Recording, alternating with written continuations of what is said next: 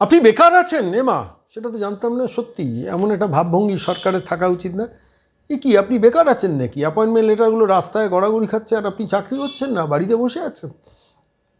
আমি এভাবে আজকে এই প্রতিবেদন শুরু করলাম। খবরটা কি জানতেন? তার কারণ গত পরশুদিন ছিল আন্তর্জাতিক ক্ষুদ্র এবং মাঝারি শিল্প দিবস।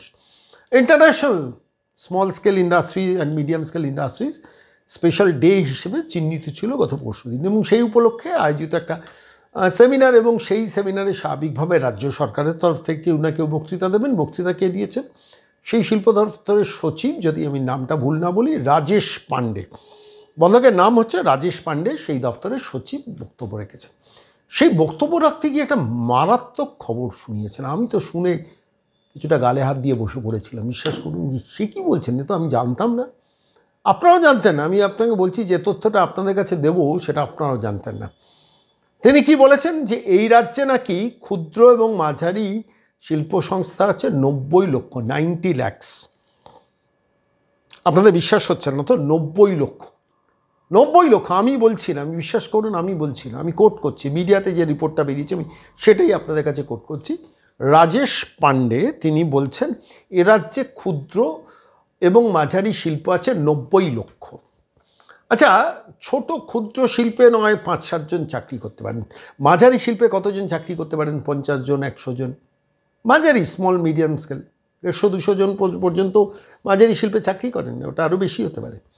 তো এবার একটা রাজ্যে যদি 90 লক্ষ ক্ষুদ্র এবং মাঝারি শিল্প থাকে, তাহলে এবার হিসেব করে দেখুন 90 লক্ষ।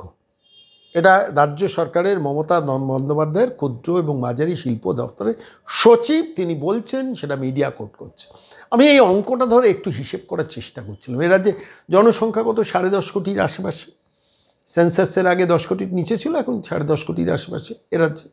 এইবার যদি 90 লক্ষ এখানে ক্ষুদ্র এবং মাঝারি শিল্প থাকে, আমি ধরে নিলাম তর্কের খাতিরে অ্যাভারেজ 10, অর্থাৎ প্রতি শিল্পে 10 জন করে কাজ করে, প্রতি সংস্থা 10 জন করে কাজ করে। কেন মাঝারি শিল্পে তো 150, 200, 250, 300 লোকও কাজ করে। আমি সেটা ধরছি না, আমি ক্ষুদ্র শিল্পে ধরুন 3 জনকে লোক কাজ করে, হতে পারে, রেজিস্টার্ড সংস্থা তো। এবার এই সংস্থায় যদি অ্যাভারেজ 10 জন করে কাজ করে, আমি ধরে নিলাম রাজেশ পাণ্ডের দেওয়া তথ্য অনুযায়ী, তাহলে হিসেবটা কি দাঁড়ায়? 9 কোটি মানুষ এমপ্লয়েড। আচ্ছা, একটা পরিবারে কতজনের সদস্য থাকতে পারে? অ্যাভারেজ 5 জন, 6 জন ছেড়ে দিন, অ্যাভারেজ 4 জন। এবার এ রাজ্যে যদি জনসংখ্যা 10 কোটি রাফলি ধরি আমি, পরিবারের সংখ্যা এসে দাঁড়ায় পশ্চিমবঙ্গে 2.5 কোটি। 2.5 কোটিকে 4 দিয়ে গুণ করলে 10 কোটি হিসেবটা দাঁড়াচ্ছে। এবারে এই 2.5 কোটি পরিবারে কতজন লোক কাজ করছে? হিসেব মতো যদি রাজেশ পাণ্ডের হিসেবটা ঠিক হয়, 9 কোটি লোক কাজ করছে। গুলিয়ে যাচ্ছে না মাথাটা? কিরম মন করে ঘোরার কথা না? আপনারই ঘোরার কথা। আপনার ঘরে তো বেকার ছেলে থাকার কথা না, আপনার ঘরে শিক্ষিত বেকারের থাকার কথা না, আপনার ঘরে কাজ জানানো কোনো লোকের বেকার থাকার কথা না, কারুর কোনোভাবে বেকার থাকার কথা না। তাহলে সংসারগুলো চলে কী করে? চলে দানে ধ্যানেও চলে, বাড়ির কাজেও সংসার চলে, মুটি মজুরের কাজেও সংসার চলে। কিন্তু রেজিস্টার্ড সংস্থার কথা বলছি আমি। 90 লক্ষ ছোট ক্ষুদ্র মাঝারি শিল্প সংস্থা আছে, রাজেশ পাণ্ডে বলছেন। তাঁর দেওয়া হিসেব অনুযায়ী 9 কোটি লোক অ্যাভারেজ। আমি যদি 10 ধরি, ওটা আরও বেশি হতে পারে, কেন আমি আবারও বলছি মাঝারি স্কেলে তো 150-200 লোকও কাজ করে, ছোট স্কেলে হয়তো 3-4 জন 5 জন কাজ করে। তাহলে অ্যাভারেজ যদি আমি 10 ধরি, তাহলে 10 দিয়ে 90 লক্ষকে গুণ করলে সংখ্যাটা দাঁড়ায় 9 কোটি। তার মানে 9 কোটি লোক এমপ্লয়েড এ রাজ্যে। ভাবুন, এটা সরকারের সচিব বলছেন। আমি রাজেশ পাণ্ডেকে দোষ দিই না, আসলে রাজ্যের প্রধান যিনি মুখ্যমন্ত্রী, তিনি তো বলেছেন 40% বেকারত্ব এই পশ্চিমবঙ্গে কমে গেছে। বলেছেন, বলেন না মাঝে মাঝে? লক্ষ লক্ষ মানুষ কেন বাংলার বাইরে পড়ে আছে? চলে আসুন, বাংলায় প্রচুর কাজ। সচিব কি তার বাইরে যাবেন? সচিবকেও তো এই বুলিগুলো শিখিয়ে দেওয়া হয়, সংখ্যাটা বাড়িয়ে বলবে, আর সংখ্যা বাড়াতে গিয়ে এটা হচ্ছে। এবং সচিব আরও একটা খুব ইন্টারেস্টিং কথা বলেছে, যেটা আজকে উল্লেখ করা দরকার। বলছেন যে কেন্দ্রীয় পোর্টাল উদ্যম বলে একটা পোর্টাল আছে, সেই পোর্টালে রেজিস্টার্ড মাত্র 44 লক্ষ।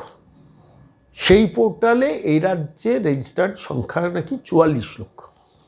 এবং সেই কারণে বাকি পোর্টাল, যে পোর্টাল বাকি সংস্থা, যে সংস্থাগুলো পোর্টালে রেজিস্টার্ড নয়, তাদের লোন পেতে অসুবিধে হচ্ছে। মানে গল্পের গরু গাছে ওঠে না, গল্পের গরু মহাকাশে স্পেস স্টেশনে ঘুরছে এ রাজ্য সরকারের। আমি এই কথাগুলো, এই তথ্যগুলো দিলাম। দেখুন আমি তো ওই যে কনভেনশন, ক্ষুদ্র মাঝারি শিল্প দিবস উপলক্ষে যে কনভেনশন, সেখানে তো আমি উপস্থিত ছিলাম। সেখানে যারা উপস্থিত ছিলেন তাদের মধ্যে এই রাজেশ পাণ্ডে, ক্ষুদ্র মাঝারি শিল্পের সচিব, তিনি ছিলেন। তিনি বক্তব্য রেখেছেন, সেটা মিডিয়াতে রিপোর্ট হয়েছে এবং তিনি বলছেন যে এখানে এই বিকাশের ক্ষেত্রে সমস্যা তিনটে। একটা হচ্ছে প্রযুক্তি, টেকনিক্যাল নোহাউ, দ্বিতীয় হচ্ছে রপ্তানি এক্সপোর্ট, আরেকটা হচ্ছে তহবিলের সমস্যা। আর এই তহবিলের সমস্যা বলতে গিয়ে রাজেশ পাণ্ডে বলছেন, তহবিল বলতে ব্যাংকের লোন পেতে অসুবিধা হচ্ছে, তার কারণ কেন্দ্রীয় পোর্টালে এই বাকি নামগুলো, অর্থাৎ 90-এর মধ্যে 44 বাদ দিন, 44 লক্ষ। তাহলে এই বাকি মানে আমি বলছি, তার মানে প্রায় 56, হিসেব মতো দাঁড়ায় 56 লক্ষ সংস্থার নাম নাকি কেন্দ্রীয় পোর্টালে রেজিস্টার নেই। সেই জন্য নাকি আপনার মানে এদের লোন টোন পেতে অসুবিধা হচ্ছে। অথচ বাস্তবে রয়েছে নাকি পশ্চিমবঙ্গে 90 লক্ষ, কেন্দ্রীয় পোর্টালের সেখানে রেকর্ডেড আছে 44 লক্ষ, এবং সেই কারণে বাকিরা লোন টোন পাচ্ছেন না। আমি বলছি না, এরা যে মুখ্যমন্ত্রী মমতা বন্দ্যোপাধ্যায় কী অসামান্য টিম তৈরি করেছেন ভাবুন তো, অসামান্য টিম।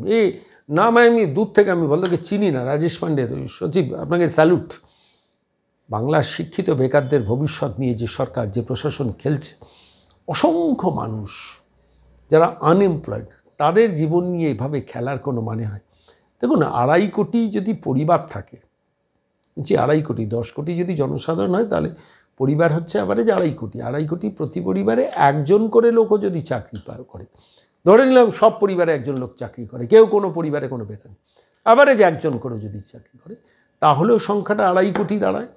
এবার ধরে নিলাম কোনো কোনো পরিবারে 2 জন চাকরি করে, সংখ্যাটা 3 কোটি হোক। তাই বলে শুধু সরকারি অফিস ছেড়ে দিন, বড় স্কেলের কারখানা যা আছে সেসব ছেড়ে দিন, তাহলে সেগুলো ছেড়ে দিয়েও রাজেশ পাণ্ডের হিসেব দাঁড়ায় 9 কোটি। আর অ্যাভারেজ 2.5 কোটি পরিবারে 3 কোটি মানুষের বেশি কর্মসংস্থানের সম্ভব নয়। অথচ মানে বাড়িতে বাচ্চারা, তারা তো চাকরি করতে যাচ্ছেন না, তারা তো জনসংখ্যার মধ্যে পড়ে।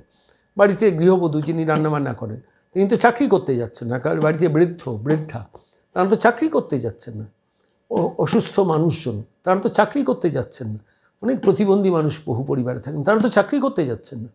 এবার এই সংখ্যাটা ছেড়ে দিলে 2.5 কোটি 3 কোটি যদি সবাই ধরে নিলাম তর্কের খাতিরে, সবাই চাকরি করছে রাজ্যের, তাহলে সংখ্যাটা তো 2.5 কোটির বেশি হওয়ার কথা নয়। অথচ একজন ক্ষুদ্র শিল্প দপ্তরের সচিব রাজেশ পাণ্ডে, তিনি কী নির্বিকারভাবে, কী সুন্দরভাবে প্রেসের সামনে, মানে প্রেস যখন রিপোর্ট করেছে, নিশ্চয়ই প্রেস ছিল, সেখানে দাঁড়িয়ে বলছেন 90 লক্ষ ক্ষুদ্র মাঝারি শিল্প রয়েছে। আপনাকে স্যালুট, আমি শুধু বলছি আপনাকে স্যালুট রাজেশ পাণ্ডে সাহেব, আপনি রাজ্যের মুখ্যমন্ত্রীর একদম সাক্ষাৎ শিষ্য। আর ভাবুন, এই বাংলার মানুষ কাকে ভোট দিয়ে জিতেছেন, যারা সচিবকে দিয়েই সব গল্পের গরু গাছে তোলাচ্ছেন না, গল্পের গরুকে একদম মহাকাশ যানের মধ্যে ঢুকিয়ে দিয়েছে, যেখান থেকে আমরা শুনছি 90 লক্ষ সংস্থা এই রাজ্যে আছে, কেন্দ্রীয় পোর্টাল 44 লক্ষ। অর্থাৎ ওখানেও ওই তকমাটা খাওয়ানোর চেষ্টা করছে, কেন্দ্র আমাদের বঞ্চনা করছে।